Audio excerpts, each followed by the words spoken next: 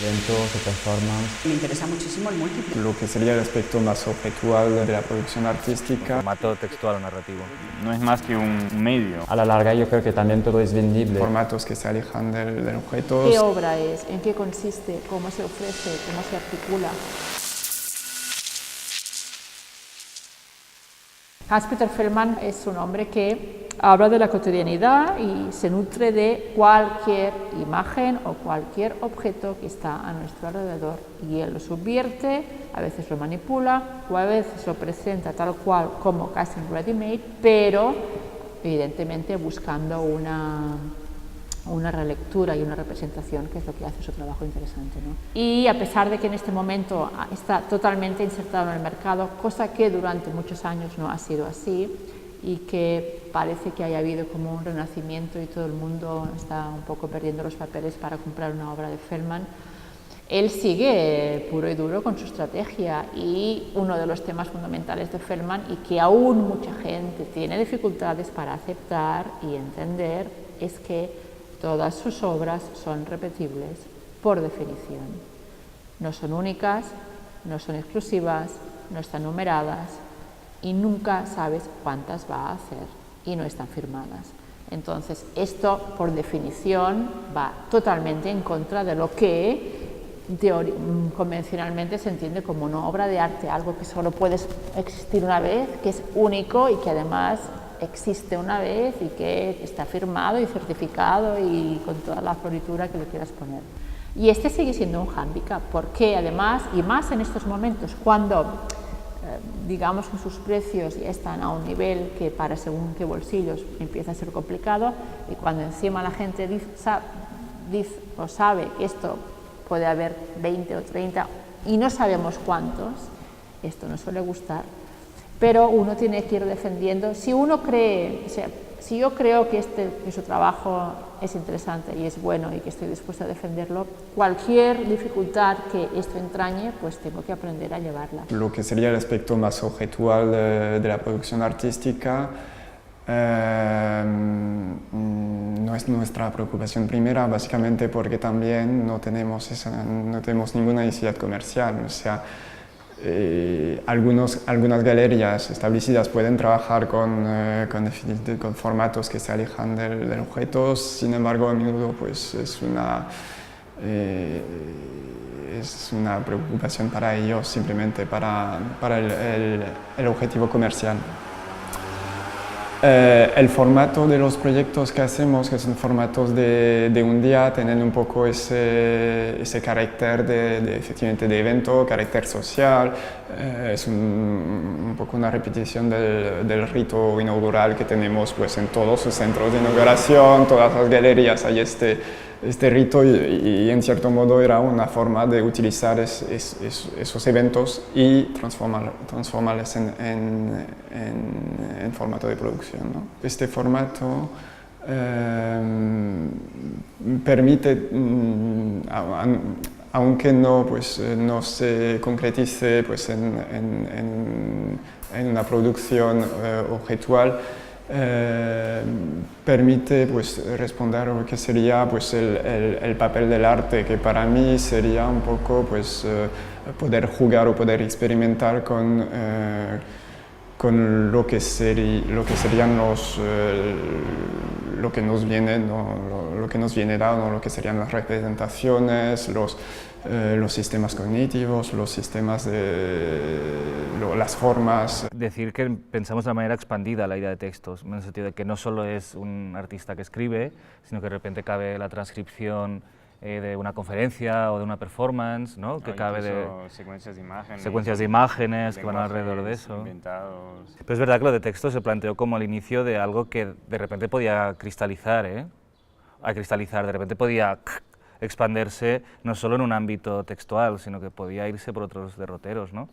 Pero finalmente sí que nos quedamos con este formato, ¿no? Con el formato textual o narrativo. Pero creo que también tenía sentido, porque de alguna forma estábamos albergando propuestas que tal vez de forma autónoma tenían difícil distribución y que no encajaban, como decías antes, no encajaban en según qué otro display o así, y que en formato libro o en formato textual, en formato, o sea, la práctica de la escritura, por decirlo así, o la práctica de la utilización del texto como material, no encontraba tampoco, no había específicamente una plataforma de textos de artistas o así, ¿no? Que bueno, luego... O sea, que era un lugar como que tenía sentido. A ver, sí que la había, pero esto pasa cuando tú ves vas a una exposición y ves un texto colgado.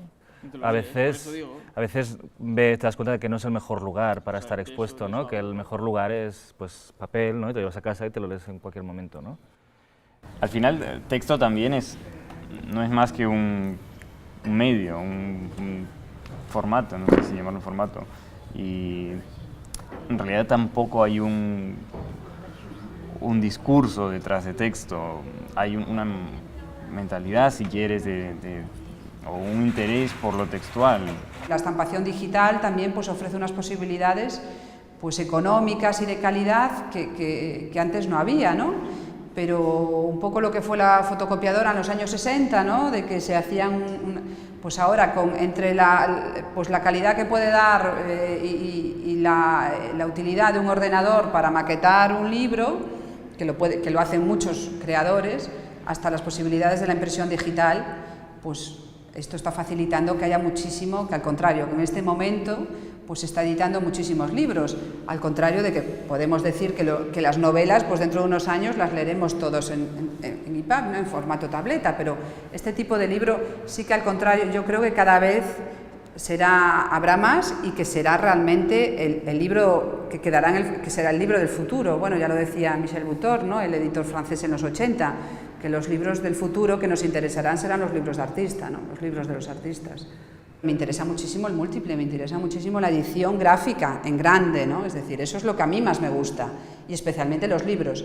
Es decir, que aquí, claro, depende de lo que tú valores más. Para mí eso es lo más interesante de los artistas, y sobre todo sus libros, desde sus cuadernos hasta todo lo que ellos pueden plasmar en un formato libro. Es lo que a mí más me interesa. Quizás también, bueno, tengo una formación muy francesa del siglo XIX, antes te lo decía, ¿no? Es decir, me he impregnado de lo importante que era pues, para los surrealistas o incluso para un artista como Miró los libros, ¿no? Es decir, la importancia que le daban, ¿no? Que lo consideraban pues, una obra de arte igual, ¿no? Es decir, había una importancia y aparte había además aquella idea de socializarlo, ¿no? Es decir, que aún encima llegara a más gente con precios más asequibles.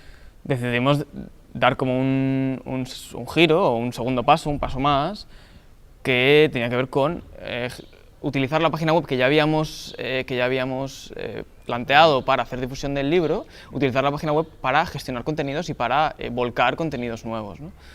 Y que además eso nos permitía no tener que gastar dinero en imprimir, porque mantener una página web es súper barato, y nos permitía la posibilidad de utilizar el poco dinero que fuésemos sacando de las ventas en a lo mejor pagar alguna traducción de algún texto de algún artista que no escribiese o que no trabajase en castellano y que nos parecía que era como muy relevante en este ámbito de trabajo que era el texto o así. Y entonces empezamos a volcar, pedir textos específicos para poner en la página web y contactar con artistas que nos podían interesar o textos que habíamos leído que nos parecía que tenían como mucho sentido, que eran, bueno, que nos habían influenciado incluso, ¿no? Pues, para pedirles si les importaría que los tradujésemos y los subiésemos a la web. Y funciona, sí, también como funcionaría un blog o así, que vamos actualizando contenido, pero también funciona como un archivo. Lo mismo con Dora García. Dora García es que no produce piezas de arte. O sea, y esto ha ido paulatinamente en aumento, porque si antes había vídeos y algo que, aunque ya no tuviera un formato, digamos, una característica, una calidad física, podía más o menos decir esto es una unidad, esto es esto. En sus proyectos más recientes, y me remito inmediatamente al proyecto que hizo para Venecia. Venecia se terminó en el mes de noviembre del año pasado, es el gran proyecto que se titula Lo inadecuado, y a fecha de hoy aún estamos definiendo qué es lo inadecuado, porque tiene una complejidad a nivel de decir qué es lo inadecuado. ¿Qué obra es? ¿En qué consiste? ¿Cómo se ofrece? ¿Cómo se articula? ¿Cómo se presenta? ¿Cómo se distribuye? En este momento lo estamos aún terminando de definir, porque lo inadecuado es un archivo. Y es un archivo que tiene objetos, pero que tiene performances efímeras, con lo cual, por supuesto, bueno, esto se tiene que distribuir de otras maneras. Yo esto no lo puedo llevar a una feria de arte, no lo puedo llevar, o sea, hay que informar y promover y explicar el trabajo con otras herramientas, y en esto estamos. No es fácil. Yo creo que muchos formatos pueden convivir a la vez, que sea producción de objetos vendibles, para decirlo de alguna manera, o más bien formatos de eventos o performance, cosas más efímeras que, claro, son a la hora de entrar en un mercado son más difíciles de entrar, pero que a la larga yo creo que también todo es vendible y se puede entrar en el mercado cualquier formato al final.